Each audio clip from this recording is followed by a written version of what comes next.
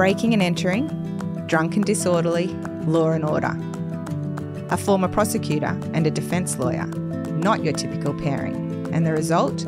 Conversations about crime and punishment that are guaranteed to get you thinking. Welcome to Justice Matters with Joe Crowley and Lizzie Green, a brand new weekly podcast. Our episodes are available on Apple Podcast, Spotify and YouTube. Check out our Instagram for clips at Justice Matters Pod. Enjoy the episode. This episode contains descriptions of child murder. Listener discretion is advised.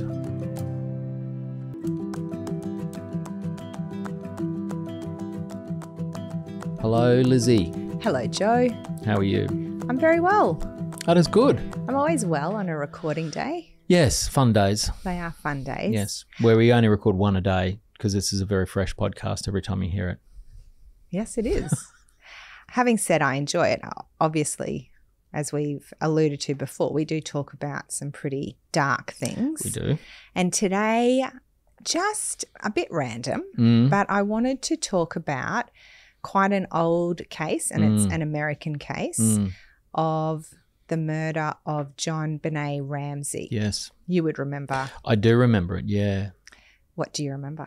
Well, the photographs of that beautiful little girl dressed up in her, she was in a beauty pageant. Yes. I mean, they're sort of burnt into my mind. I think everybody knows those photos. I mean, even if you don't know the case, you would undoubtedly know the photo.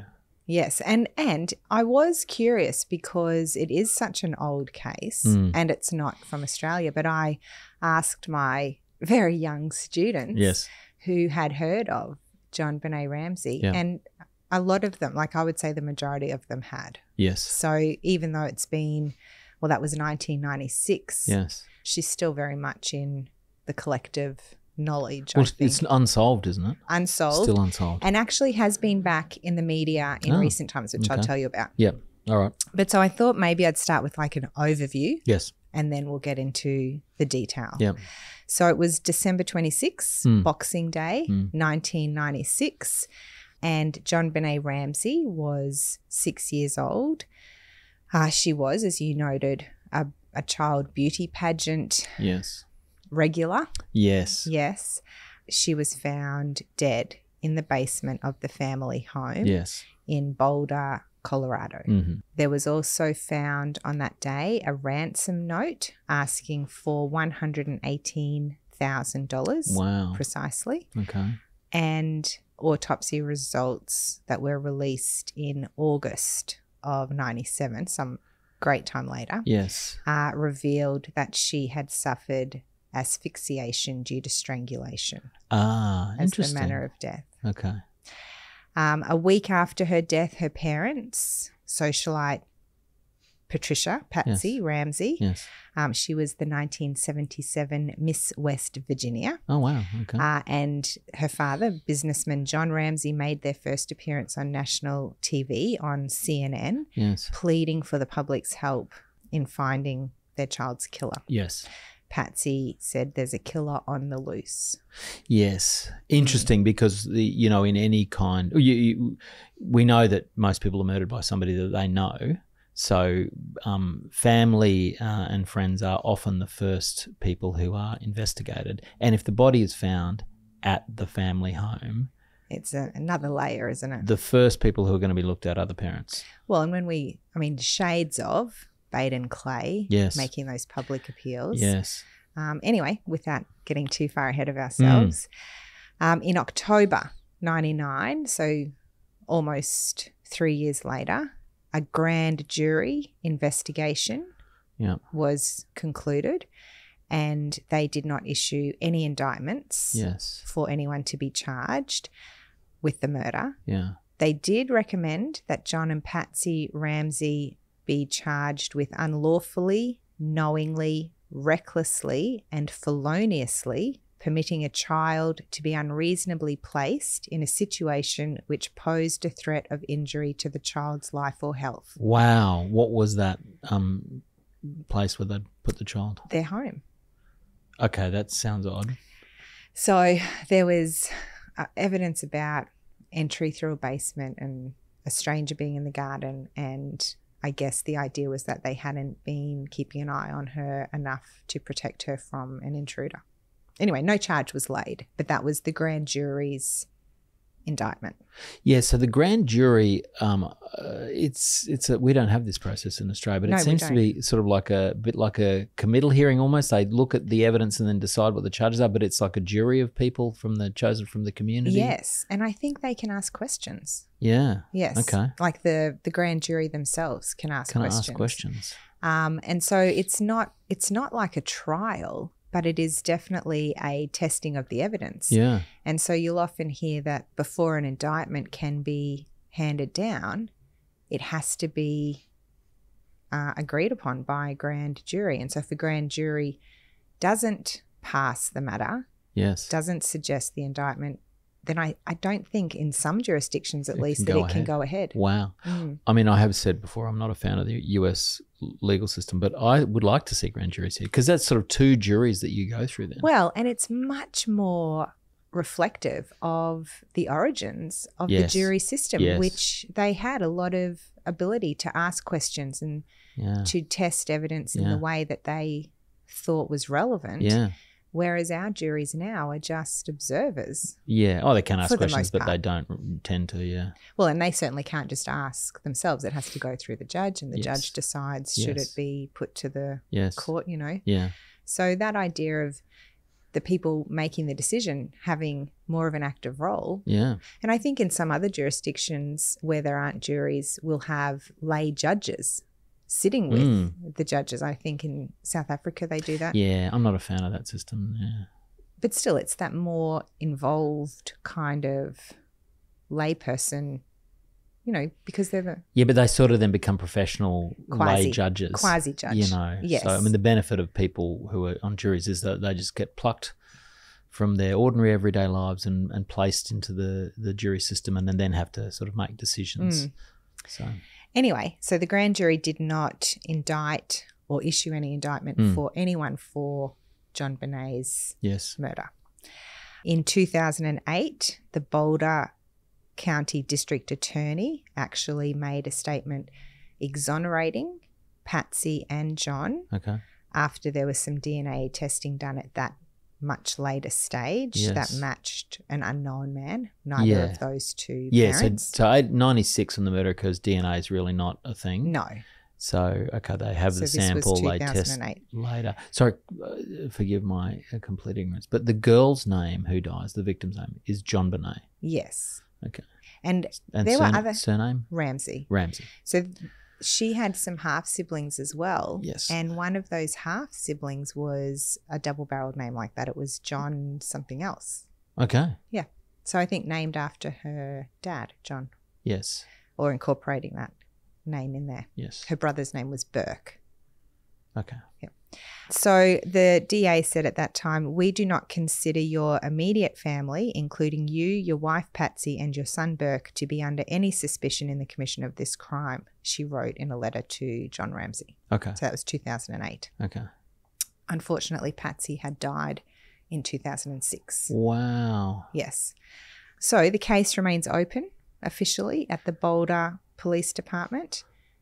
And her murder, JonBenét's murder, is one of the most famous unsolved murders of American history. So what is presumably for the grand jury, there must have been some theory of the case. So we've got a sorry, if you're going to talk about this, don't. But I mean, there's a ransom note and then there's strange person in the yard, an ability to access the downstairs area from the outside, presumably. Yeah. A body downstairs in the... Yes. Was there some suggestion that because she was in beauty pageants, she had some obsessive admirers or something? I think there were a number of different theories. The ones that had some, momentum were very quickly disproved. And from what I could read, did not discuss JonBenét as a target of a stalker, but then you'd wonder why she was killed. So I think that has been floated over the years, but not with any great certainty or weight. Yeah. I mean, it's odd in that people who die in their house who aren't killed by other people in the house, but by strangers who come in from outside, that's usually a, break-in gone wrong. Yes, or a stalker. That's or right. a stalker. Yeah. And those two things have been discounted. Well, let me take you through Yes. it. And first of all, before we get into the whole thing, I wanted to explain why it came back onto my radar. Yes. I've read a little bit over the last few months. There's been little mentions about some DNA evidence, but on just this week, Yes. I read an article, and I think it's always been a case of interest, but I read an article that interviewed John Ramsey. Yes. So JonBenét's dad. He's about 80, I think. And he Yes. was quoted as saying that he will never stop fighting authorities to find the truth. He has said in the past, and he repeated in this particular interview that I read, that he is desperate for the FBI to get involved in JonBenét's case, even though he is afraid that vital evidence from the scene has been lost. Yes. And what he's actually pushing for right now is legislation to be created Yes. that would classify any child murder as a federal offence, which would give the FBI or similar authority the jurisdiction to take the case. Yeah. He was adamant that the local police in Boulder botched the case, and there is some evidence to support that. Yes. And he firmly believes that if the FBI had handled it, or even if they could come in and handle it now, that there would be a finding that would conclusively prove he was not a suspect. He said he's really worried he's going to die still with this cloud of suspicion over him, even though in 2008 they were officially exonerated. And he said it's not just for him, but for his future generations that he wants it to be resolved. So he's definitely been in the media in the US in very recent times, really wanting this matter to be resolved before he dies. Yeah. One of the troubling things I think in the American justice system is the levels of policing. So in Australia we have the state police who do most of the policing, and then there are the federal police who I wonder what they do sometimes. The ACT police. Offences. They do federal. Well, do they? I mean, I think the state police arrest people for the federal offences. And anyway, they certainly are the police in the Australian an entire department there. Okay, Australian Capital Territory, and then they're the police at the airport. Whereas in the United States, they've got, as I understand it, local, state, and federal police. So that the local and then marshals. And that what is even that? I don't know, but James Patterson writes a series about a marshal. The US Marshals. I think they're part of the the federal government, aren't they? I don't know, but they seem to have jurisdictional issues when they are trying to investigate things, according to James Patterson. Yeah. I mean, certainly funding, I see in the criminal law that things that are federally funded tend to be well funded. State funding can be a little more hit and miss. Yep. Imagine local level funding. I mean, it has, the standard of local policing, must be less than it is the state and federal policing, particularly federal policing. Because of resources. Because of resources. They can hire the best people. They can train them well. Yeah. I mean, that, as I understand it, is some of the complaints about policing in the United States, that they're not trained well. Well, you're going to love this story. Yeah, okay. In terms of the police handling of the investigation. Oh, okay. I'm going to go into the facts in more detail. Oh, good. Okay. Because I want to know where this ransom note fits in. So, Boxing Day, yes, 1996. So, Patsy, JonBenét's mother, is just at home, and she finds a ransom note on the stairs of the family home demanding this $118,000 in return for the safe return of her daughter. Right. So the note was unusually long, but it was oddly specific. It was asking for an amount that was almost identical to a recent bonus that John Ramsey had received from work. Right. It instructed them not to call the police. Right. But of course, Patsy immediately did contact the police, 911, at 5:52 a.m. to report the whole scenario and JonBenét missing. Oh, so she ran around the house. JonBenét's not there. It doesn't say she ran around the house, but I'm guessing she checked and she wasn't in her room. Right. Well, she certainly says to the police, JonBenét's missing. Yes. I've got a ransom note. Yes. Right. So the Boulder Police Department arrived at the Ramsey home by about 6 a.m., so 8 minutes later. Okay. And their initial response was based on a missing child report, not a homicide. So the police treated the case primarily as a kidnapping due to the ransom note, delaying the declaration of a crime scene and the associated protocols that come with that. Numerous friends and family were allowed into the Ramsey home in the hours following the 911 call, and that resulted in significant contamination of potential evidence. Law enforcement failed to secure the house as a crime scene, allowing people to move freely throughout the house, and that included access to key areas where evidence could have been present, such as JonBenét's bedroom and the basement where she was eventually found. People aren't going into the basement, are they? Well, no, but there was a downstairs area, which was the room she was in was part of a series of rooms down there. So if they'd gone down to any of the other rooms, but not necessarily into the room she was found, there was no restriction on where they could go. So it was about 7 hours later, at about 1 p.m, that John Ramsey and a family friend discovered JonBenét's body in the basement of the home. They immediately moved her body, which further compromised the integrity of the crime scene. They brought her upstairs, and it also introduced, again, the possibility of destruction of key forensic evidence or altering of that evidence. You can have some sympathy, assuming that they're not the murderers. If it's for them, you find your little child. I mean, how old is 6. she?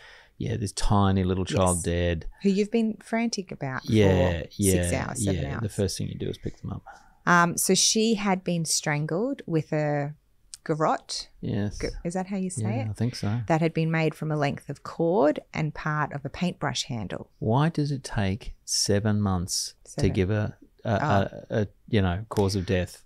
Well, One would have thought that's obvious day one. I think it wasn't publicly available. Right. Because they did not have anyone charged for all of that time. Right. So I think it's not that they didn't know for that long. I think it's that it wasn't released. Yeah. She had also suffered a blow to the head, which was determined to have occurred before the strangulation. How did they determine that? I mean, how do medical examiners ever do it? It's like where the blood pools. I think they just guess. That's what I think they do. I mean, how do you determine when the blow to the head occurs? That just sounds ridiculous. Experts how do they do it? Because you can tell if a blow is pre or post mortem. Yeah, that's very. Oh, sorry, you said before that she was before the strangulation. The blow to the head before the strangulation. Okay, so the strangulation kills her. Yes. And then she's hit on the head. Yes. Well, it didn't occur. So that's she was hit on the head first, and then she was strangled. Right. Okay. I didn't realize you were such a forensic expert. I just cannot, Joseph. I'm so careful with a forensic expert. They just say stuff, and you just let's think about know that? What happened or where the investigation went. Okay. So from the outset, as expected, suspicion did fall heavily on the Ramsey family, particularly. John and Patsy. Yes. But also, to an extent, their 9-year-old son, Burke. Yeah, I think the way that garrote was used is quite a sophisticated. If you're going to choke somebody, there's about 10 other ways you do it before you did that particular garrote. But remember, there was the blow first. Sure, but a 9-year-old's not going to know about. I mean, that's how they used to do it in medieval times. Well, you're thinking, are they acting individually? Okay. So several factors contributed to this suspicion. Yeah. The ransom note was found to be on paper from inside the Ramsey home. Oh, how do they work that out? I would guess by testing procedures. Why do you have such... I've seen paper analysis stuff before, and it's just so ridiculous. It's so ridiculous. They can... Books are produced en masse and sold in newsagents, and you can get a print run of 1,000 books, and they go to 1,000 different homes. Okay, I want you to just listen to this though. Sure. With a different lens, because they didn't get charged. So we're not looking at a miscarriage of justice where the parents of JonBenét were locked up for... No, I appreciate all that. So I'm just telling you the information that was discovered which didn't lead to any charges. Well, also the conclusions that were reached. And Which I'm didn't not sure lead to anyone being charged. But I just think some of these conclusions are ridiculous. And so maybe the police also felt it wasn't persuasive. Okay. I'm maybe. just telling you what was recorded. Okay. Okay. Also, a practice draft letter was found in the house. Okay, that's better. You should have led with that. Happy to satisfy. You should have led with that. You didn't even let me get through my sentence. Okay. The amount demanded, being exactly the amount of John Ramsey's bonus, raised questions about the perpetrator's knowledge of family information. Yes. There were inconsistent statements from family members and a perceived lack of cooperation with investigators that did initially arouse suspicion, although I know you're going to say we can't expect people to behave in a prescriptive way in matters of stress. Yes. So they were the things that initially led them to be suspicious of the parents. There was another theory that an intruder had broken into the Ramsey home and committed the crime, and so they did pursue that focus as well. And there was an unidentified boot print found near her body, JonBenét's body. There was a broken window in the basement, which some believe an intruder could have used to gain entry, although if you look into it, there was undisturbed cobwebs and it was a little window. And so, there was some skepticism as to really could a grown person have gotten through there. But then many years later, there was the discovery of the DNA evidence, which was attributed to an unknown male, so not to the father. And do we know what the DNA was? Blood, saliva, something? Or just so they got it off JonBenét's body, did they? Off her underwear. Okay. Coming back to those bits of evidence, I'll loosely call it. Yes. The lengthy ransom note left on the staircase, written by paper that was consistent with paper from the Ramsey home. In terms of the protocols, the police failed to initially secure and analyse the note adequately. They did have forensic analysis done of the handwriting.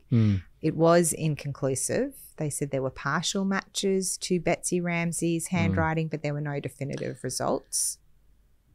Is that the mum, Patsy? The mum. It was particularly, I think, about the way that she, Patsy Ramsey's, wrote her A's, which were like a typewriter A.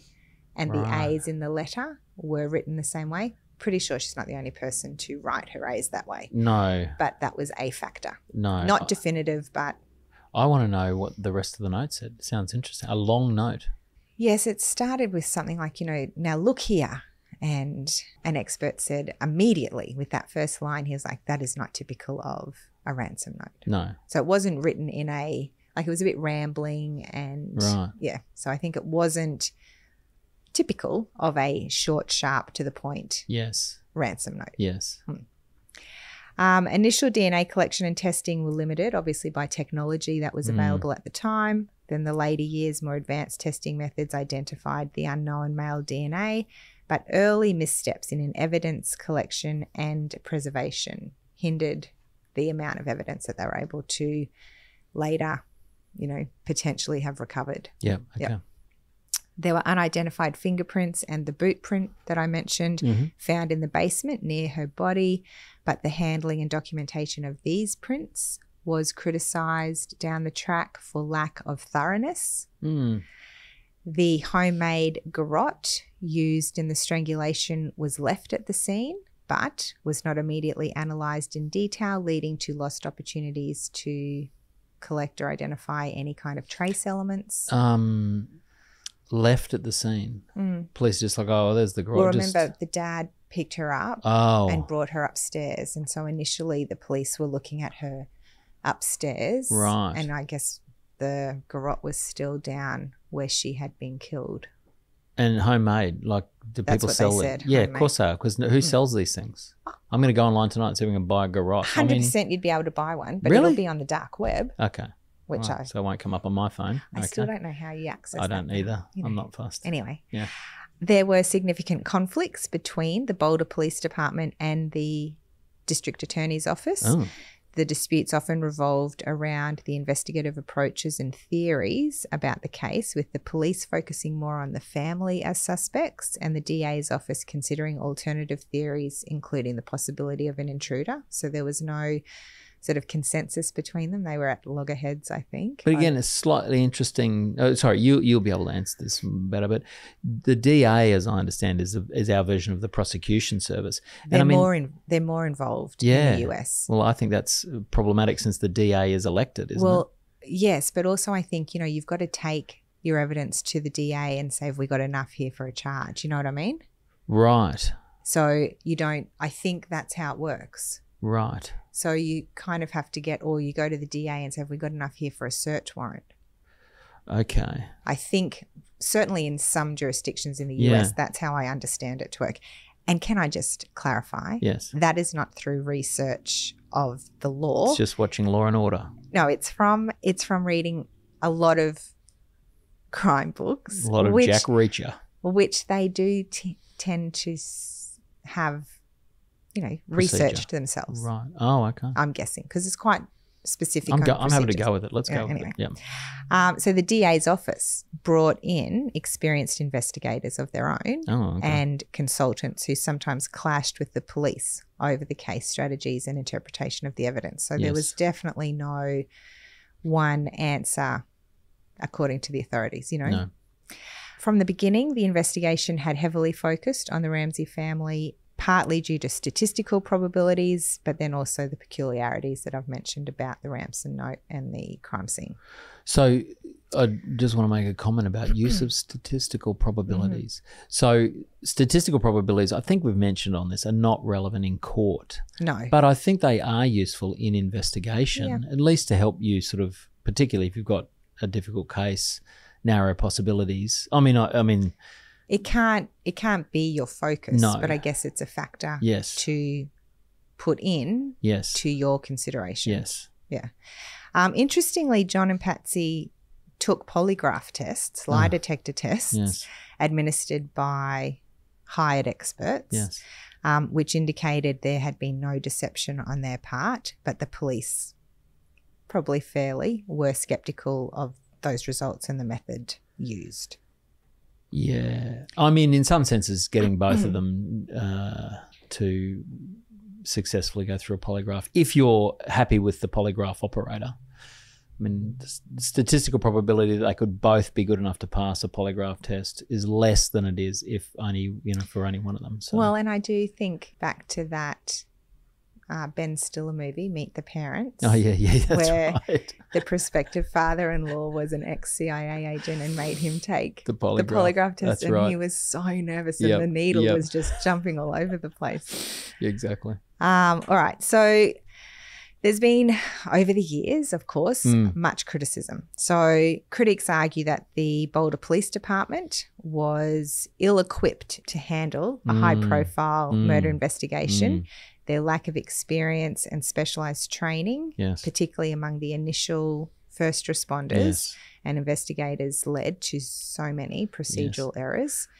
And then key decisions such as allowing John Ramsey and his friend to search the house and therefore be the ones who ultimately found JonBenét have been heavily criticised for their potential to introduce bias and contaminate the crime scene. Yeah. Because I think it was like the police officer in charge said, okay, it's been this many hours.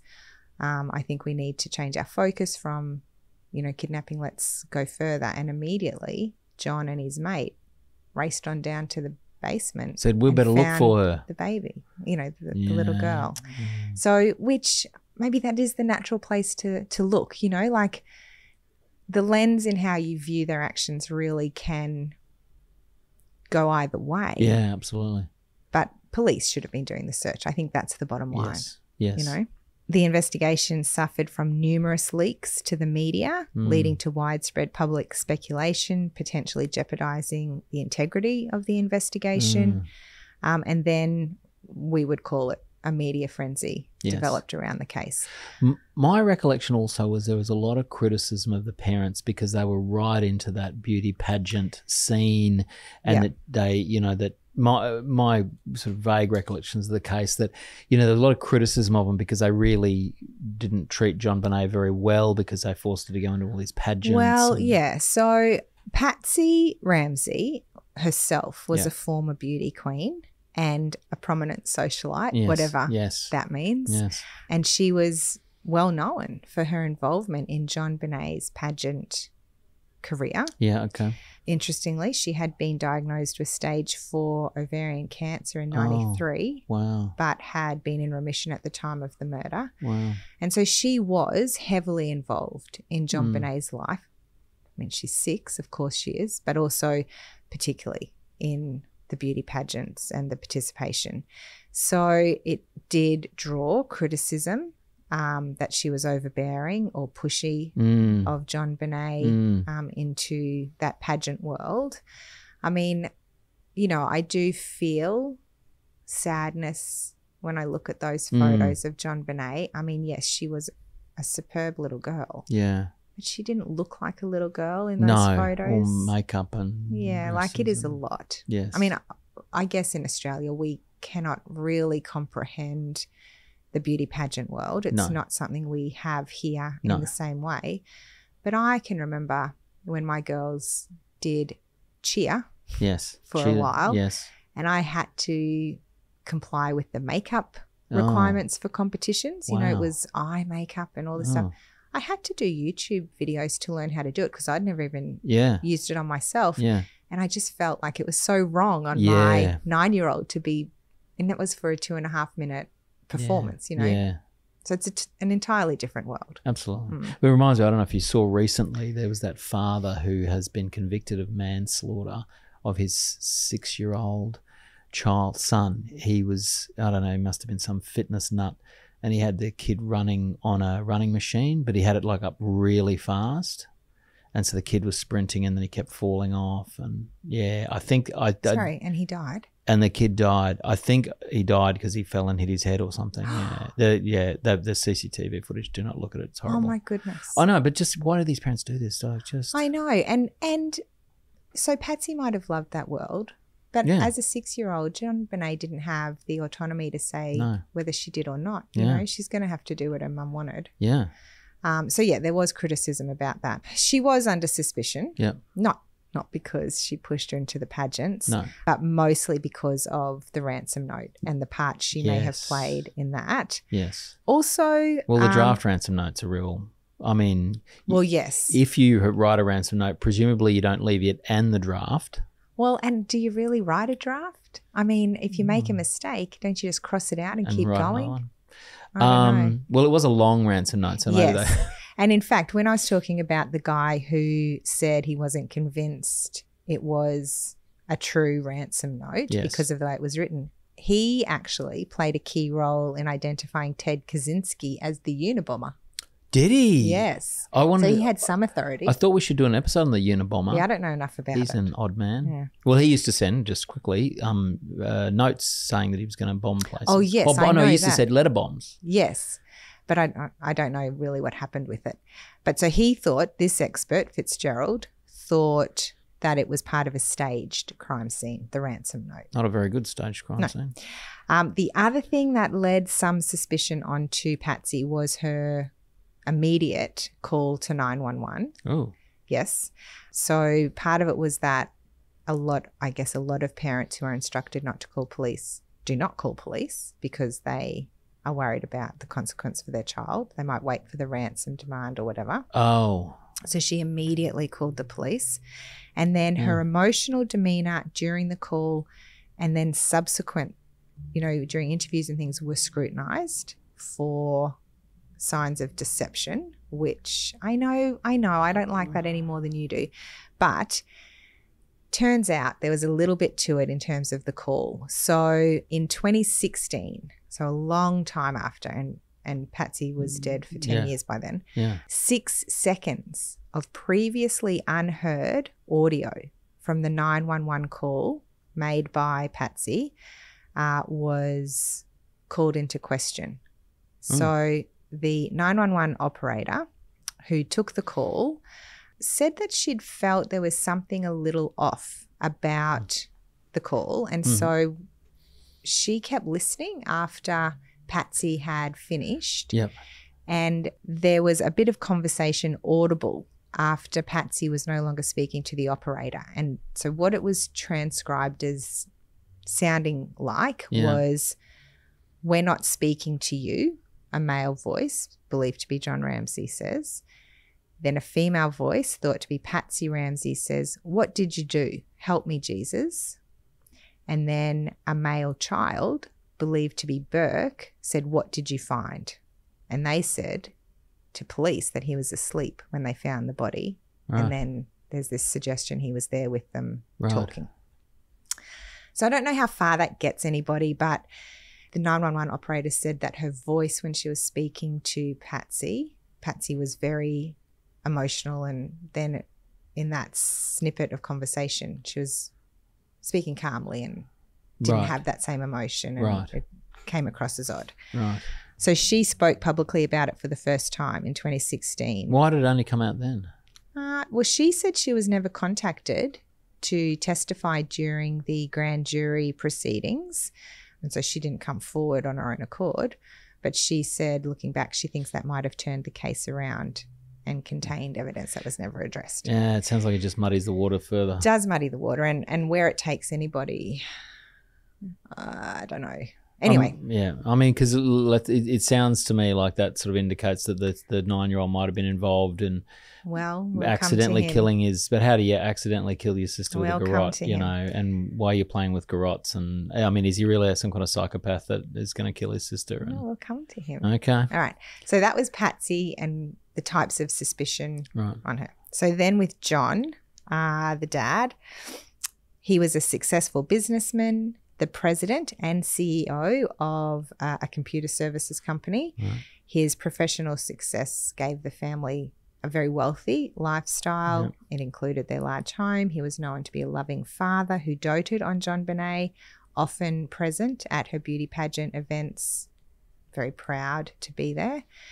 His relationship with her was described as affectionate and supportive. So it all sounds great. Why did they suspect him? They thought he must have been complicit with the ransom note, the $118,000 of the bonus, his decision to search the house and being the one to actually find JonBenét's body raised questions that maybe he wanted to find her first. And that was about it for John. Yeah, that's not a very strong case. No, not a strong case. Weak. So that just leaves us then with Burke, the 9-year-old brother. Yes. Of JonBenét. Yes. So he obviously was the couple's elder child. As I said, I think it was John Ramsey had children from an earlier marriage. Right. But Burke and JonBenét were Patsy and John's two children. Okay. He was described as a shy and reserved child. Right. According to most reports, he and JonBenét had a typical sibling relationship. You know, some reports suggesting some sibling rivalry, but no evidence of any serious animosity. I mean, they're little, 9 and 6. Yeah. And he was not initially any kind of a focus in the investigation. However, as the case remained unsolved, various theories emerged which suggested his potential involvement. And obviously, I'm going to say straight out, these theories were based mostly on speculation with no concrete evidence. Yes. Okay. So some media reports and documentaries have suggested scenarios in which Burke might have accidentally caused JonBenét's death, with his parents then covering it up to protect him, you know, rather than losing both children, I guess. Yeah, okay. Burke and his family have consistently denied these allegations. Yes. Now, there was one documentary that really focused on Burke, and they went to great lengths to talk about what was found in JonBenét's stomach at the time. And it was undigested pineapple. Okay. And there was a bowl of pineapple with Burke's fingerprints found in the kitchen at the time. Okay. Mm-hmm. None of this is particularly suspicious. No, I know. The CBS documentary suggested that Burke had killed her because Patsy had left Burke and JonBenét with a bowl of pineapple and some tea, and that when JonBenét had attempted to take some of the pineapple, he lashed out at her. He struck her with a flashlight, which was from the kitchen, and it actually caused her to, go unconscious or die, and then the parents covered it up. Okay. That was the subject of a whole documentary. So the parents covered it up by then garroting. Yes. Yep. That's just ridiculous. Ridiculous. Anyway, Burke pursued legal action against media outlets and individuals who have publicly accused him of involvement, resulted in settlements and retractions. Yes. Fair. Yeah. It got a bit ridiculous to the point where he appeared on Dr. Phil when he was a teenager. Yeah. And his appearance on that was analysed, and they said there was something wrong with him because he smiled too much. Oh, for God's sake. Yeah.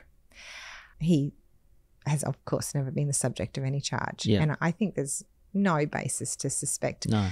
Really, I think the only one who had any possible connection was this handwriting on the note by Patsy, but then we're talking about a whole family conspiracy to cover up what happened to JonBenét, and that's a big stretch, isn't it?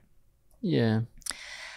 Burke told Dr. Phil when he appeared, he was 29, not a teenager, when he appeared on Dr. Phil's. Right. Yeah. Yes. So he said he tried to have a normal upbringing, but it was made very difficult by the intense media scrutiny that just never really died down. Wow. I mean, but also your little sister people who've had siblings die in fairly ordinary circumstances, hard to Yeah. move past it. Anyway, John and Patsy presented a united front throughout the investigation and the subsequent media coverage. Yeah. Always continued to assert their innocence. They pursued legal action against media outlets. Burke, they tried to shield from public scrutiny. The suspicion surrounding the family, fueled by this idea of circumstantial evidence, public perception, media portrayal, has been a significant aspect ongoing in JonBenét's unsolved case. Yeah. And despite being officially cleared by DNA evidence, they continue to be a focal point. Yeah. John Ramsey, in the article I read, he said that he believes the police just want him dead. Wow. So that he can stop talking about his innocence. And there was some suggestion that there was a journalist or a lawyer or someone who, I think maybe it was a journalist, who said that they had heard from an inside source at the Boulder police station that that's true. They do want him dead. And I'm like, okay, there's so much speculation. Because I think he did it. Well, yes. Well, I guess the more that he talks about it, it just highlights it's an unsolved case and the police botched it, and and his calls for the FBI to be involved because the police botched it. He wants someone with the appropriate skills to come in and look at his daughter's case. Yeah. I did find one article from Mamma Mia. It's a online, news site that I read a lot of. Okay. And I wanted to use what they wrote about JonBenét Ramsey because I think we do get caught up in that image of her as a beauty pageant contestant. And so they wrote in their article, she was a kindergartner. Like most 6-year-olds, she loved to sing and dance and could be impishly mischievous. Yes. She had a sunny, bubbly disposition and was known for how naturally curious she was and for her caring and giving nature. Everyone's BFF, best friend forever. Yeah.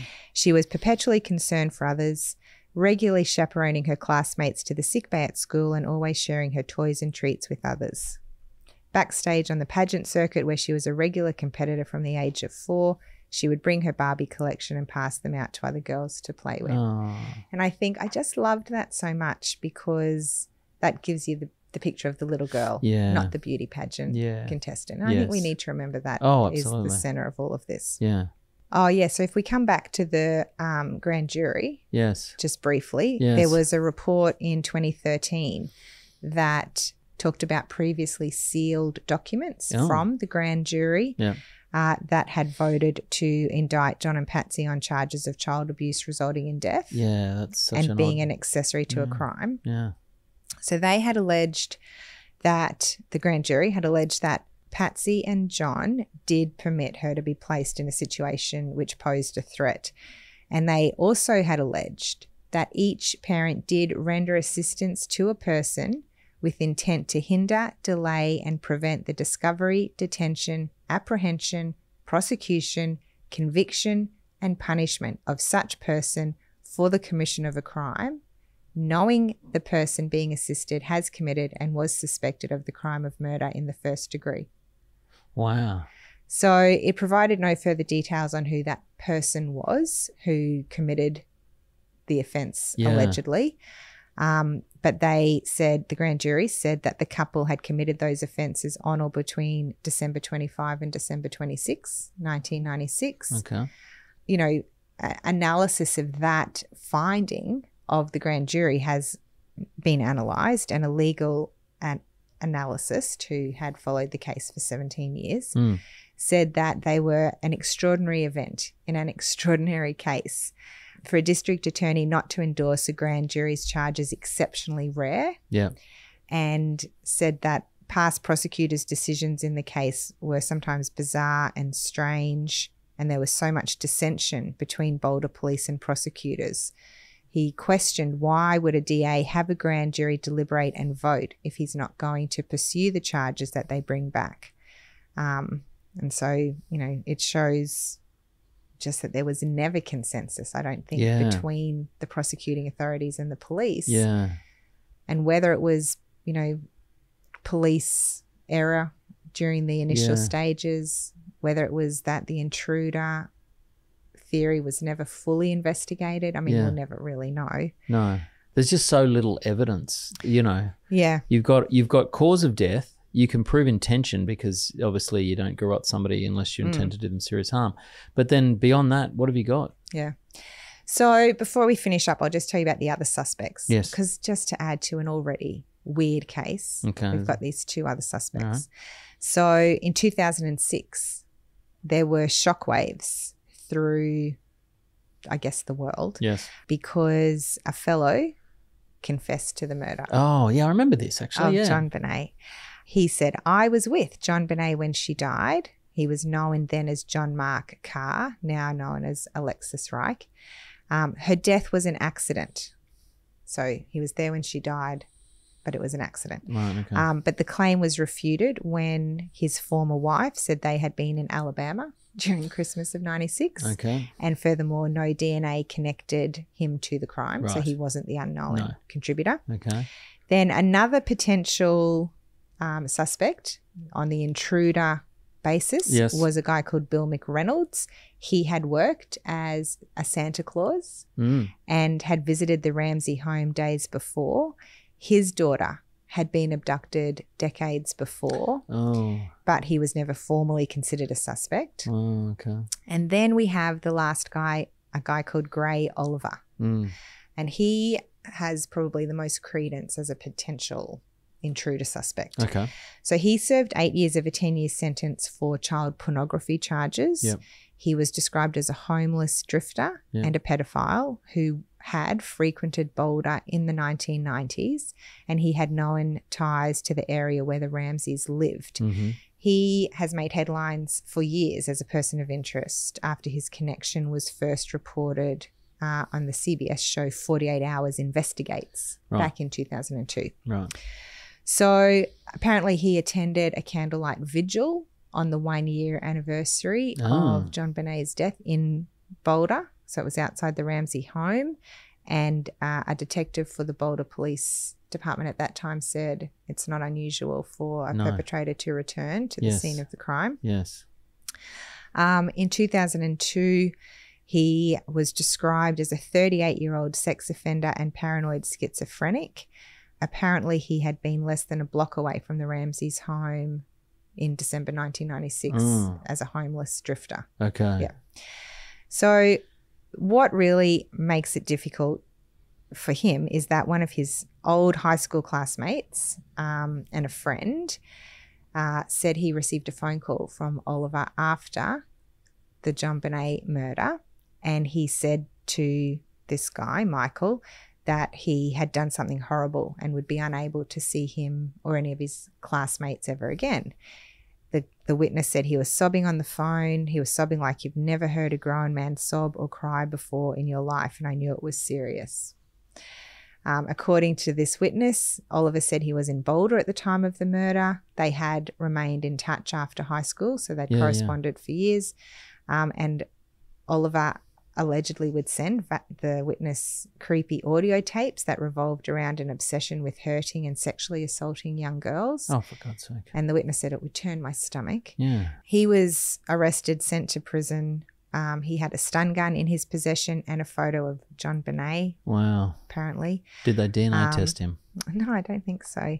There was apparently, circumstantial evidence. Because that was the other thing with the autopsy. There was 2 marks that a very recently qualified expert in forensic testing said were from a stun gun, but that evidence was never really pursued. Yeah. Anyway, so then this guy's found with a stun gun. Sure, but why do you need a stun gun when you're hitting him on the head? Yeah, I don't know. Anyway, so he's been out on parole, and that created a bit of a interest in him. And so they also said that he had 700 images of child pornography and 335 of them were related to JonBenét Ramsey. Okay. But and that could have come afterwards, sure. Well, when you think about how much that photo was circulated. Yeah, that's right, in the media. I also want to know how they know that a homeless drifter was in the area of the house at the time of the murder. Yeah. So actually it does say here that he was cleared by DNA. Ah, there you go. But anyway, so he got released from his prison term. The Boulder police had been explicitly asked, was he a person of interest? And they said it's technically still an open case, so we cannot comment. Ah, okay. I'm guessing no. Anyway, he's been photographed, poor Gary Oliver. Well, not poor, maybe he did do it, but he's been photographed, and they say things like Oliver photographed looking scary, and he's got his hoodie on and crouched over in the wind. Oh, okay, whatever. Yeah. So anyway, so I don't know. There's no resolution. There's no ending to this. It's very unsatisfying. It is end to a podcast. I know. Well, that's the thing with unsolved cases. It always raises more questions than answers. Yeah, that raises a lot of questions. I think, the possibility of it being the Ramsey family can't be shut down entirely. No. The possibility of it being an intruder also can't be shut down entirely. I think if anything comes from this, maybe it should be what John Ramsey's asking for, and it's that child murders maybe should be federal offences so that you have a consistent child murder team who gets called to, across the US. Yes. To these kinds of things so that there aren't those errors maybe. I don't know. But I do feel for John Ramsey, if he's innocent. His wife died not knowing she was no longer a suspect in the eyes of the law. Well, sorry, the Boulder police had come out and said they weren't suspects when she was dead. In 2008 and she died in 2006. And obviously it's followed the brother Burke his entire life. Yes. So, yes, a very sad, interesting case. Which we'll never know the end to. I think we never will. It's like the JFK shooting. Huh? We'll never know who shot JFK. I thought they did know. Oh, well, sorry. They said there was that guy at the book depository. Was that Lee Harvey Oswald? Oh. Do you not believe that? I think I probably do now, but... I believed it after the Seinfeld episode. Oliver Stone. Have you seen that Oliver Stone movie, JFK? No. That's a very old movie now too. It's anyway, been completely discredited as well. But I think unsolved cases are very difficult. Yeah, very difficult. But I think we should remember JonBenét. Yeah. As that little girl who touched a lot of lives. Yeah, absolutely. Yeah. Thank you for that, Lizzie. That was very interesting. No worries, if Joe. Slightly unsatisfying. I'm sorry. We'll come back with a solved case next time. Good. Yeah. All right. Thanks, Lizzie. Bye. Thanks for tuning into this episode. You can find links to the cases that we discussed in the description. You can also find a link to Guardian Criminal Law, and a big shout out to them for making this podcast possible. The majority of criminal cases involve people, normal people, people like you, people like me, who find themselves in an unusual set of circumstances that would not usually occur in their life. My name's Mark Savick, and I'm here to assist you with your criminal matter. I look forward to hearing from you and being of assistance to you. If you're interested in clips, you can look at them on Instagram and TikTok. Just search for Justice Matters Pod. See you next episode.